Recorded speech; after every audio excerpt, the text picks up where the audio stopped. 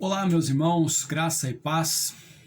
Estamos aqui para mais uma aula sobre liderança bíblica.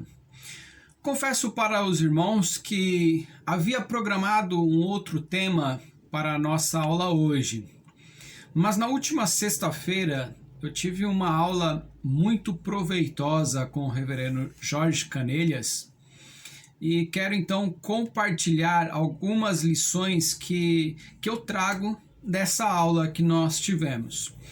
Mas antes, eu farei a leitura de um versículo que está registrado em 1 Timóteo, capítulo 3, apenas o versículo 1, onde Paulo escreve: fiel é a palavra.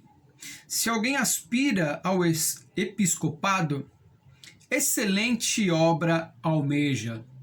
E aqui Paulo então ele vai trazer algumas características importantes para aqueles que aspiram o episcopado, para aqueles que aspiram um cargo de liderança na igreja. E dentre eles, eu quero trazer aqui algumas questões, como disse, que nós tratamos em sala de aula, algumas outras também que eu comecei a refletir após a aula. Quero então trazer algumas verdades, algumas questões que o líder bíblico precisa ter. Na última aula nós tratamos sobre algumas coisas que se falam a respeito da liderança, mas que nem sempre isso é verdade. Contudo, hoje eu quero trazer o oposto, que são questões que são importantes que o líder tenha. Então vamos começar por algumas questões. A primeira delas, aqui eu não farei por ordem de importância, tá? Mas apenas para nossa reflexão. A primeira que eu quero trazer aqui para vocês é com relação à visão. O líder, ele precisa ter visão. E aí, o que seria essa visão? Deixa eu contar uma história que aconteceu comigo e eu gosto muito desta história. Certa vez eu fui acompanhar um amigo, um irmão em Cristo, em uma reunião, onde ele tinha uma ideia de um produto e iria apresentar esse produto para uma outra pessoa. Então ele começa o seu discurso, a sua apresentação. Estávamos sentados em uma mesa tomando um café e ele começa então a fazer a explicação, a demonstrar o seu produto. Mas o importante aqui é o seguinte: ele não tinha absolutamente nada físico em suas mãos. A única coisa que ele tinha era a ideia de um produto. Mas ele tinha uma convicção tão forte sobre aquilo que ele estava falando, sobre o produto que ele tinha na sua mente, que a impressão que ele me passava, o que o Lucas via naquela reunião, é como se ele estivesse apresentando aquele produto, como se ele estivesse com o produto em suas mãos, como que aquele produto que estava na mente dele fosse de fato uma realidade.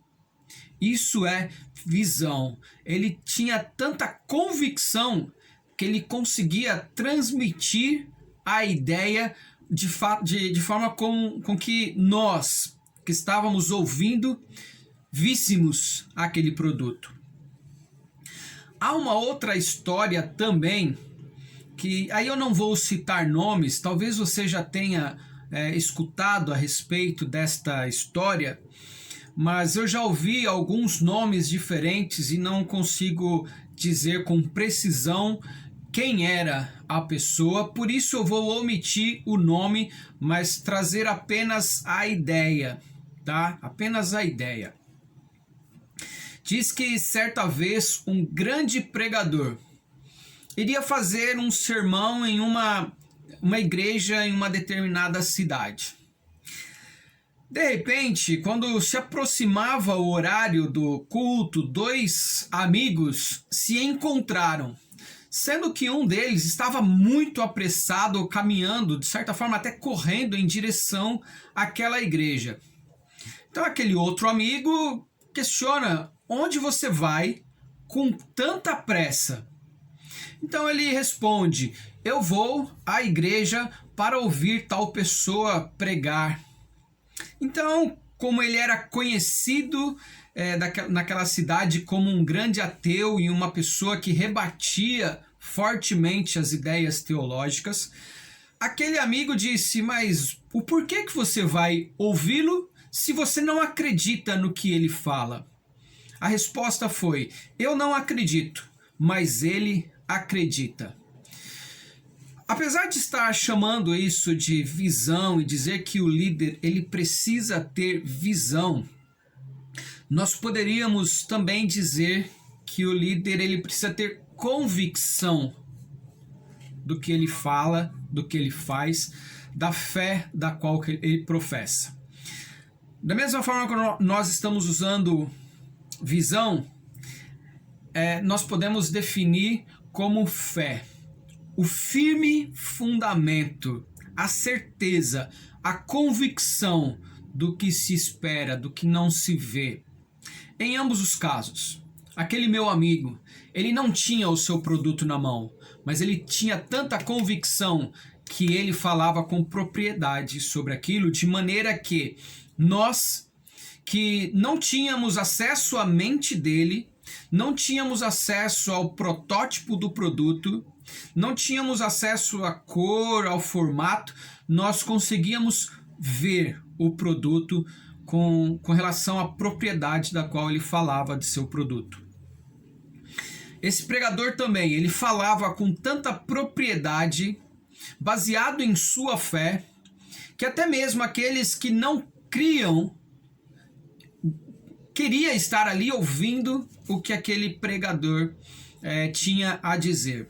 Então, um líder bíblico, ele precisa ter fé, ele precisa ter convicção, ele precisa acreditar que Jesus Cristo morreu na cruz para nos resgatar de nossos pecados.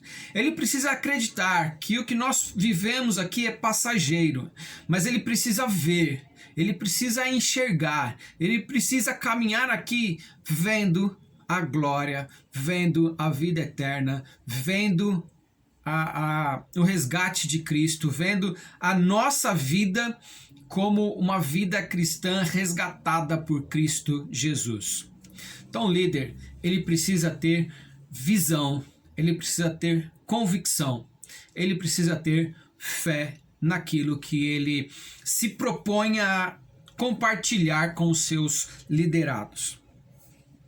Segunda coisa, isso aqui já foi então falado na aula que nós tivemos, e aí eu quero trazer aqui alguns pensamentos também a respeito disso. Segunda coisa que um líder precisa ter: fidelidade. Um líder ele precisa ter fidelidade. E aí eu separo essa fidelidade. Primeiro, o líder precisa ser fiel a Deus. O líder precisa ser fiel a Deus, porque Deus é fiel. Deus é fiel para conosco. E o líder precisa ser fiel a Deus. Ele precisa observar os mandamentos para obedecer ao seu Senhor, ao seu Supremo Senhor.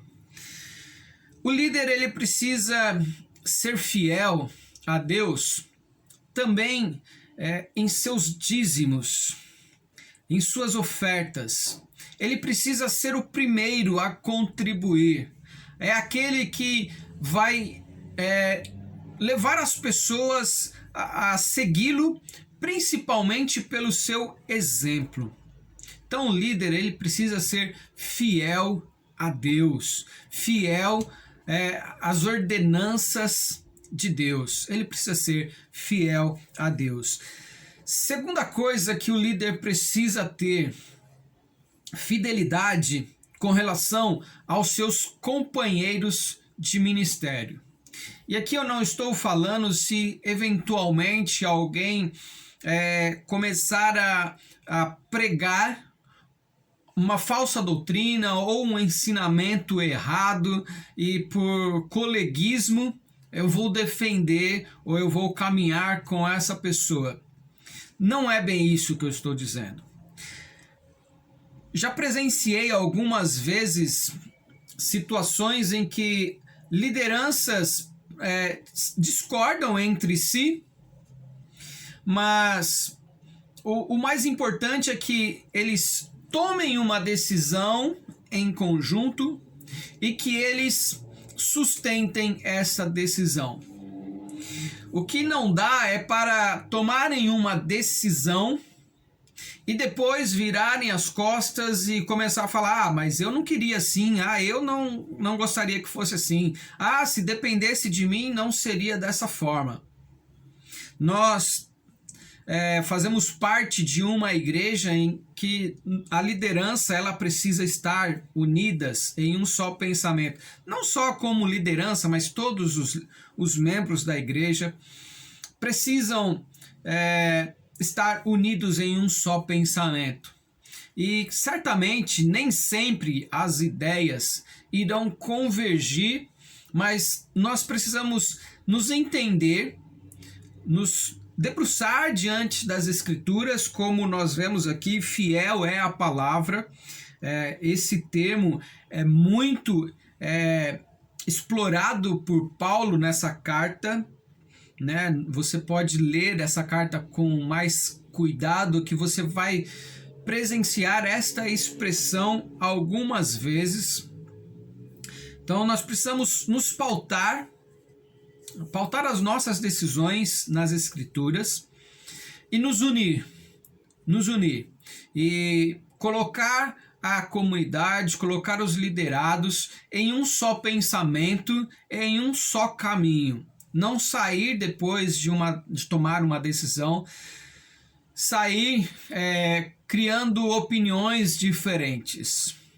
Por mais que às vezes nós tenhamos um pensamento um pouco divergente, mas quando nós nos reunimos e tomamos uma decisão, nós precisamos seguir com aquela decisão, tá? E apoiar a liderança da igreja. Também com relação à liderança, eu penso que o líder ele precisa ser fiel aos seus liderados. Ele precisa liderar pelo exemplo. E quando eu coloco ser fiel aos seus liderados, eu penso na figura de um pai que quer o bem para o seu filho. E às vezes, por querer o bem do seu filho, o pai às vezes precisa discipliná-lo, precisa dar um puxão de orelha, precisa trazer ele novamente e colocá-lo na direção, no caminho correto. Então, às vezes, você pode dizer: eu vou passar a mão na cabeça, porque senão eu vou perder, senão a pessoa vai deixar de frequentar a igreja. Você precisa ser fiel. E se o seu liderado está seguindo o caminho que você vê que não está seguindo as Escrituras, você precisa ser fiel a ele e chamar a atenção dele e trazer ele conforme o teu exemplo, conforme a tua liderança, conforme as Escrituras do nosso Senhor e Salvador Jesus Cristo. Então, eu divido a fidelidade nesses 3 pontos. Você, para ser um líder, você precisa ser fiel primeiramente a Deus. Você precisa ser fiel com os seus companheiros de ministério e você precisa ser fiel aos seus liderados. Também, o líder ele precisa ter competências para liderar. E nós já vimos nos vídeos anteriores que o líder não necessariamente ele nasce um líder espetacular, mas que de alguma forma ou em alguma proporção todos nós exercemos algum nível de liderança. Seja na família, o pai que exerce uma liderança sobre a família, ou a mãe que exerce liderança também sobre seus filhos, seja no ambiente profissional, onde talvez você tenha ali a condição de, através dos seus exemplos, através dos seus conhecimentos, através da sua postura, conduzir ou influenciar ou ajudar outras pessoas a serem mais produtivas. Seja também no ambiente corporativo, na empresa, quando você exerce um cargo efetivamente de liderança, não necessariamente que para você, como nós vimos no vídeo anterior, inclusive, o cargo não quer dizer que a pessoa tenha liderança. Ela pode ter um alto cargo e exercer liderança, mas ela pode ter um cargo hierarquicamente inferior, mas dentro dos seus colegas, companheiros, também exercer liderança. Então, de alguma forma, todos nós exercemos um nível de liderança. O que nós precisamos é aprimorar, é exercitar, estudar, melhorar as nossas competências para, de certa forma, conseguir ajudar outras pessoas e conduzir outras pessoas no caminho das Escrituras. Mais uma questão que a gente precisa destacar. O líder, ele precisa ter uma vida devocional exemplar. Ele precisa ter momentos de devocional. Um dos grandes problemas da sociedade moderna é o acúmulo de atividades, onde às vezes 24 horas no dia não é possível executar ou entregar tudo que nós nos colocamos, nos propusemos a fazer, talvez até por uma questão de organização. Mas a sua vida devocional como líder deve ser prioridade. Você deve priorizar a sua vida devocional, mesmo que você precise colocar algumas coisas de lado, mas você precisa colocar a tua vida devocional em dia. Procure ler as Escrituras, procure meditar nas Escrituras, procure comunhão com Deus, procure falar com Ele, procure ter um relacionamento próximo e íntimo com o seu Deus. Nós vemos aqui Paulo escrevendo nesse texto que nós lemos, lá no versículo 6, ele diz, não seja neófito, né, no seu proceder. Nós precisamos nos aprofundar nas Escrituras, não ter ali um conhecimento superficial. Nós precisamos ter profundidade. Nós precisamos ter um relacionamento profundo com o nosso Deus para podermos entregar, para podermos servi-lo com maior qualidade, com maior zelo, com maior responsabilidade. Também um líder, ele precisa ter uma vida, um relacionamento familiar muito próximo. Precisa ter um relacionamento familiar exemplo para as outras famílias. No versículo 4, Paulo fala a respeito disso. No versículo 4 do texto que nós lemos, ele vai dizer que governe bem a sua própria casa. Não adianta o líder ser um excelente líder na igreja, mas ser um marido insuportável, um pai que não consegue dominar os seus filhos. Ele precisa demonstrar e aprimorar a sua liderança dentro de casa, ter uma vida familiar exemplar, para que através dessa vida também, dessa vida familiar, muitas pessoas possam olhar para ele e dizer: eu gostaria que minha família fosse igual a dele. Nossa vida familiar, a nossa família, é um exemplo para muitas pessoas. Da mesma forma, outro item que eu quero destacar aqui é o exemplo que nós precisamos dar na sociedade. A gente precisa entender que a liderança, de alguma forma, ela tem maior influência. Uma coisa, eu quero que os irmãos entendam o que eu quero dizer aqui, mas eu não consigo pensar agora em uma outra forma de dizer isso. Um membro da igreja fala um palavrão na rua, é uma coisa. Agora, um líder da igreja, um diácono, um presbítero, um pastor, fala a mesma palavra na rua para as mesmas pessoas. Certamente o peso dessa palavra será muito maior e terá uma repercussão muito maior.